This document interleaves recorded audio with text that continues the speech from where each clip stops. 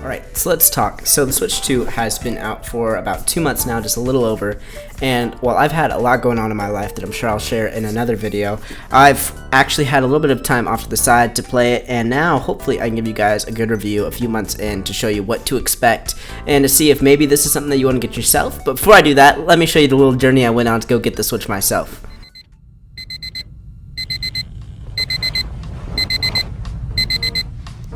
So at the moment, it is 5 a.m.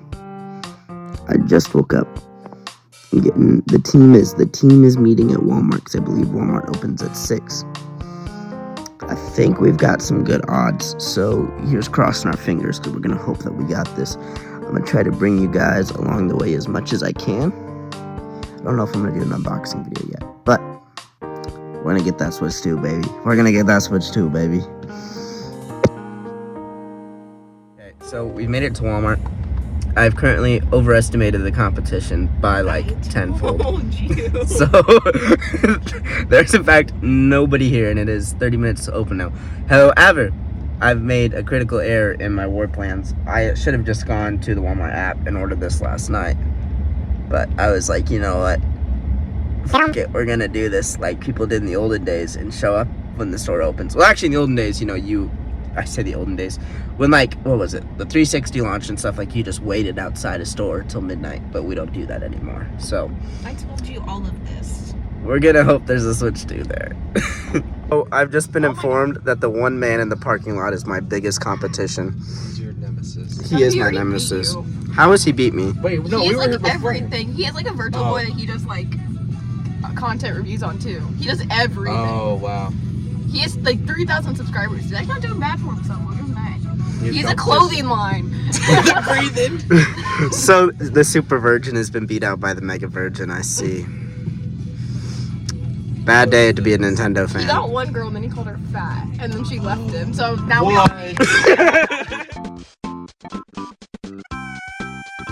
So, we got it.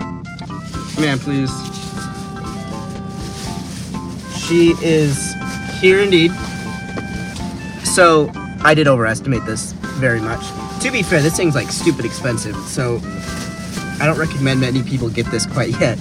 However, funny enough, there was like 6 of us in line, and they had a good 30 units, and this one kid still thought it was like necessary to sprint past me, like a dead sprint, which was really funny, because when we got there, there was just a guy at the door who looked like he'd been there all night, who was like, how many units?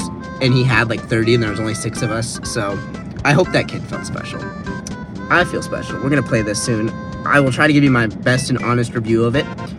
Honestly, I thought that I was gonna have to go to Target, and I was gonna have to go an hour away to the nearest GameStop because we don't have one anymore. It was a pretty good morning.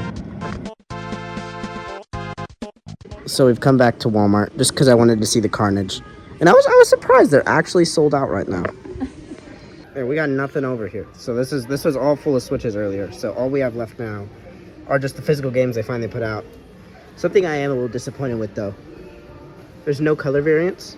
It's just the red and blue, which is disappointing, but hopefully we get something soon. Toodles.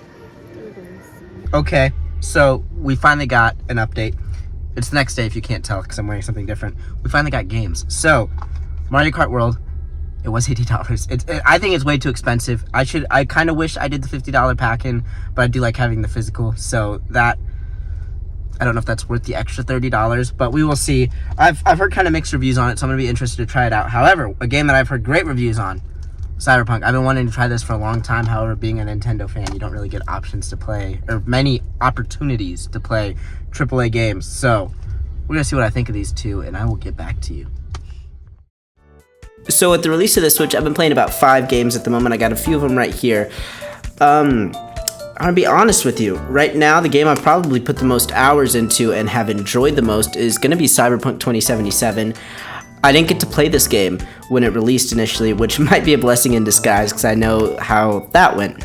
However, getting to play it on the Switch 2, I was pleasantly surprised with how not only well it ran, but just how amazing this game is. So I really haven't been paying attention to it ever since the bad reviews. I didn't really get to see its redemption arc that it's had, and it's had a giant one. The story is one of those games that is second to none. I would put this up there amongst one of my favorite games now. It's so well written. Now, one of my friends is also really into Cyberpunk, and he was very curious to see how it ran on the Switch too. So he was quite impressed to see actually how well it was running on the Switch. I really didn't have any expectations going into it, but I was pleasantly blown away. I mean, it doesn't look PC good, but it still runs incredible in my opinion. Honestly, it was worth the full 70 hours that I've already put into it. This is a game that I would recommend to anybody amongst buying a Switch. And that's also the thing, I believe I've stated previously that the Switch is all I own. I only play Nintendo, so I don't have an Xbox, I don't have a PlayStation, I don't play Steam Deck, I also don't play PC.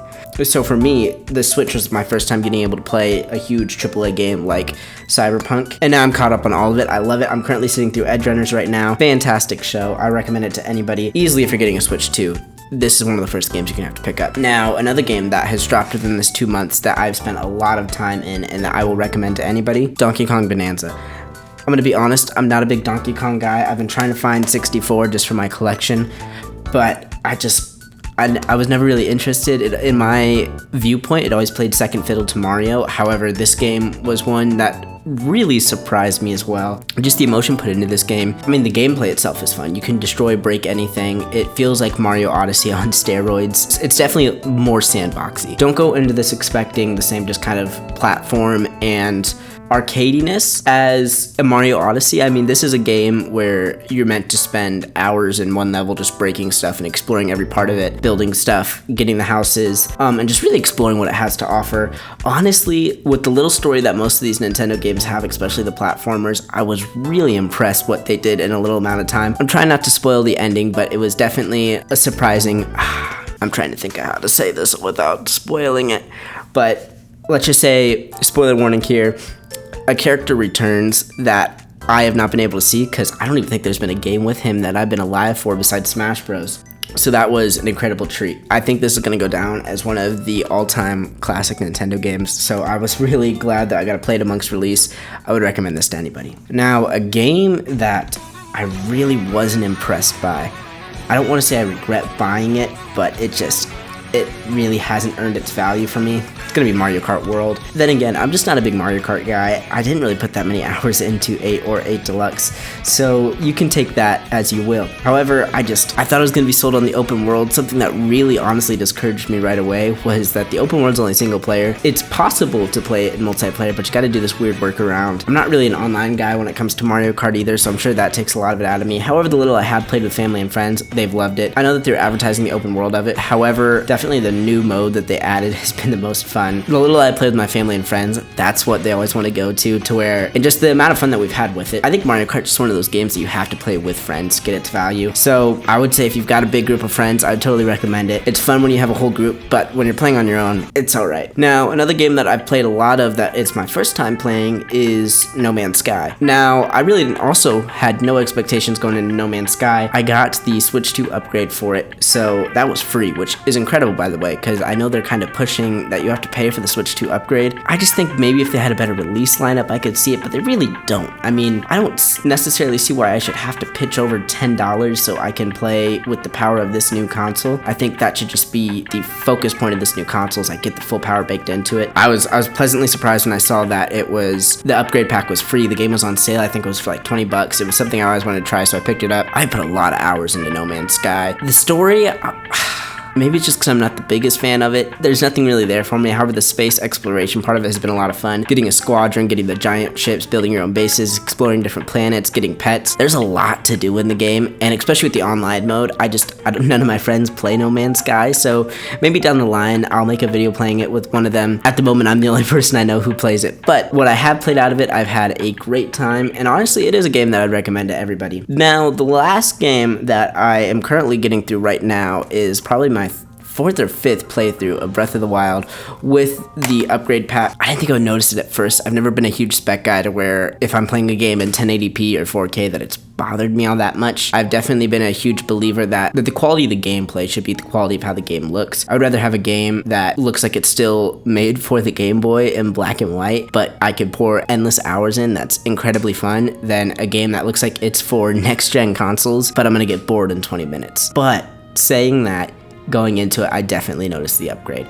The 4K was noticeable off the bat. The frame rates were noticeable off the bat. It was definitely like restarting Breath of the Wild and seeing it with fresh eyes for the first time. It was so cool. I'm gonna be honest, you gotta pick it up and play it for yourself, especially if you've played it before. It's just one of those that it brings, for lack of a better terms, a breath of fresh air to this. I also had it with the DLC, so I got a lot more bang for my buck. Honestly, it's Breath of the Wild. What more can I say? Like, this game is the reason that Nintendo's still around. This game's the reason that the Switch 1 did well. It's the reason that we're getting a Switch 2. There's not much more I could say about Breath of the Wild that hasn't already been said. If you haven't played Breath of the Wild yet, now's the best time to pick it up. I would recommend just paying the $70 and getting the Switch 2 version of it. If you have the Switch 1 version of it, you can still play it on the Switch 2, but the $10 upgrade pack, I mean, it's not too terribly much. It is still upsetting to me that you have to pay the $10 to get it, but I've had a great time with it. I'd recommend it to anybody. Now, something else that I find really cool is that there has been just these little updates to some of their other titles that have been free. Now, I think that's what I was looking forward to, and I'm glad that I've seen a lot of it. Splatoon 3 has definitely been the biggest one. I'm a huge Splatoon fan. I love to play that one with my friends. Getting to see that running at 60 FPS, I believe, correct me if I'm wrong, that's been breathtaking. Honestly, it's really cool being able to see some of these Switch 1 games finally play up to the standard of modern consoles, or even just a little below modern consoles. Nintendo's always been a little behind when it comes to the hardware side. However, they usually make up for that with giving us something cool like a hybrid console or a dual screen console. So, I mean, that's also just always been the trade-off of Nintendo. I mean, when you gotta think back when Xbox had the 360 and PlayStation had the PS3, like, we had the Wii. And even just them going into their handhelds, I mean, they've always wanted to do something new and creative that brings everybody in. This is the first time it feels like they really aren't trying that necessarily. I mean, there's no big new gimmick from the Switch 1 to the Switch 2 besides maybe the mouse. And I'm gonna be really honest with you, at the moment, there have been no games that I have tried out the mouse mode for, because I don't think I've seen anything necessary. I'm hoping this isn't a 3DS thing where they show us that the 3DS can play 3D visuals without glasses, but nobody wants to use the 3D mode, so I'm hoping that's not what the mouse mode is. I think they just need more games like Civilization or the Sims series, for example,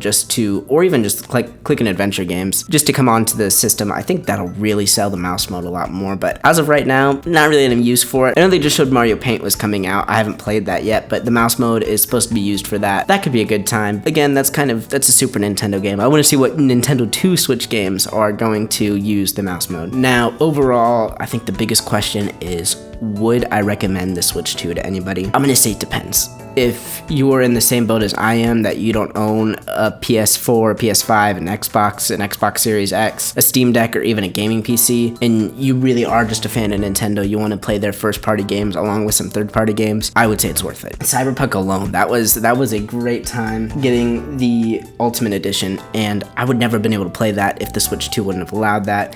I know we're getting other games like Elden Ring soon, and I can see us getting a lot more third-party games with the Switch 2 now that it's running at a little bit of a higher standard. So I would recommend it if you're in that boat. However, if you are in this other boat that you own a PS4 or PS5 or an Xbox Series X, I'm sorry, I'm not very literate on Xboxes right now. I don't know yet. I would say probably not. I mean, Donkey Kong was a really cool game. The upgrades for Zelda have been great, and I know that we're getting the DLC for Kirby, and I believe the upgrades in DLC for Mario Party. Other than that, there's not really something right now that I'd tell you to buy the Switch 2. However, I think come this time next year, that's gonna be flipped, hopefully. With Mario's 40th anniversary coming up, Metroid Prime 4, Pokemon Legends EA, which I'm gonna make a video hopefully on soon, I think there's gonna be a lot more reason to pick up a Switch 2 than there is right now. It's just suffering from that kind of brand new console syndrome where it's really cool in what it can do. However, there's not much for it. Like, if you've got a Switch right now, or if you've got all the other consoles, there's no reason to pick this up at the moment. However, down the line, I would definitely recommend it. I'm having a blast with it and I love it. I will say the price is very high, so I would understand if you didn't. I thought it was worth it, but you are more than welcome to feel differently. Something that I haven't tried out yet that I would like to hear some more thoughts on is the GameCube emulation. Kind of my thought process behind at least what I do is I'm not really interested in like the NES or SNES emulation. I have a lot of fun collecting. I think that's definitely a big hobby of mine, so I would rather own a physical NES or an SNES. I have a big collection in the other room that I'm sure I'll show you at some point, and I much rather prefer having the hardware than the Switch emulations for them. So I'm not really that bothered by the GameCube emulation because I'm just gonna go in my living room and play my actual GameCube. I'll be interested to hear what you guys think. Now at the end of the day, I mean, it's really up to you. If you think that the Switch 2 is worth it, I totally get that. If you think it's not worth it, I could also see where you're coming from. Now, regardless where you stand on the Switch 2, I do believe we're going to be getting a lot of cool things coming soon, and I'm really excited for it, and hopefully you are too. Now, thank you very much for your time. I know I've been gone for a little bit.